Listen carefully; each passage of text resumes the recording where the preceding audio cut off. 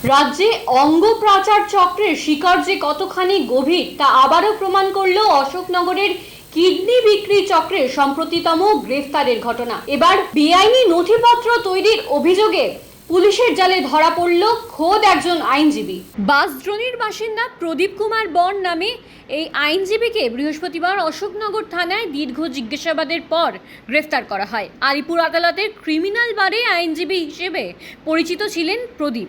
এই ঘটনায় আইনজীবীদের একাংশের ভূমিকা নিয়েও নতুন করে প্রশ্ন উঠতে শুরু করেছে।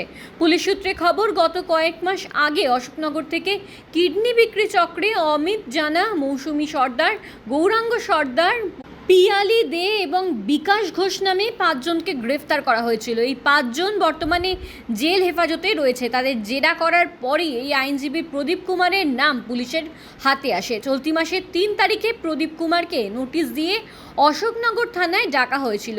বৃহস্পতিবার বিকেলে তিনি থানায় আসেন। এরপর তদন্তকারীরা তাকে দীর্ঘক্ষণ জেরা করেন, কিন্তু তদন্তকারীদের বিভিন্ন প্রশ্নের সঠিক উত্তর দিতে না পারায় এবং তার বক্তব্যে অসঙ্গতি মেলায় শেষ পর্যন্ত তাকে গ্রেফতারের সিদ্ধান্ত নেওয়া হয়। আজ অর্থাৎ শুক্রবার প্রদীপ কুমার বরকে বারাসাত আদালতে তোলা হবে এবং পুলিশ তার 8 দিনের হেফাজতের আবেদন জানাবেন বলে জানা গেছে। এই গ্রেফতারের ফলে কিডনি পাচার চক্রের আরও গভীরে পৌঁছাতে পারবে পুলিশ, এমনটাই আশা করা হচ্ছে। এই ঘটনা কি আরও বড় কোনো চক্রের পর্দাফাশ করবে, সেটাই এখন দেখার। অবাক করা কাণ্ড।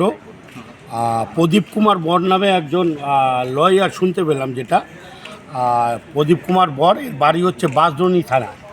তো তিনি এই কিডনি পাচার চক্র, যে চক্রটা নিয়ে অশোকনগর থানা পরপর অ্যারেস্ট করছে বা চক্রের মূলত সব কিছু উদ্ধার করেছে এবং 5 জন অ্যারেস্ট হয়েছে অলরেডি, তারা জেল কাস্টডিতে আছে।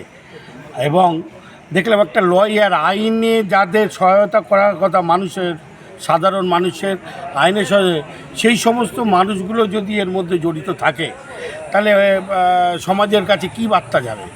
আমার মনে হয় যদি আইন তো সকলের জন্য সমান, আর আইনের ঊর্ধ্বে কেউ নেই। যদি এই লয়ার যদি এই চক্রের সাথে যুক্ত থাকেন, তার আইনানুগ যা শাস্তি হওয়া সেটা হওয়া উচিত বলে আমি মনে করি। আরেকটা কথা, যে এভিডেভিট করে দিতে, যেটা শুনতে পেলাম উনি এভিডেভিট করে দিতেন যে 200 টাকার এভিডেভিট কিডনি পাচারকারীদের সব কাজ করে দিতেন, 200 টাকার এভিডেভিট 10,000 টাকা নিতেন। কি চলছে বুঝতে পারা যাচ্ছে না। অশোকনগরের বাসিন্দা হিসাবে কি বলেন পুলিশের কাছে? বাসিন্দা হিসাবে অত্যন্ত ধন্যবাদ জানাবো অশোকনগর থানার মাননীয় অফিসার ইনচার্জ চিন্তামণি নস্কর সহ টিম অশোকনগর থানাকে, যে আবার একটা সাফল্য।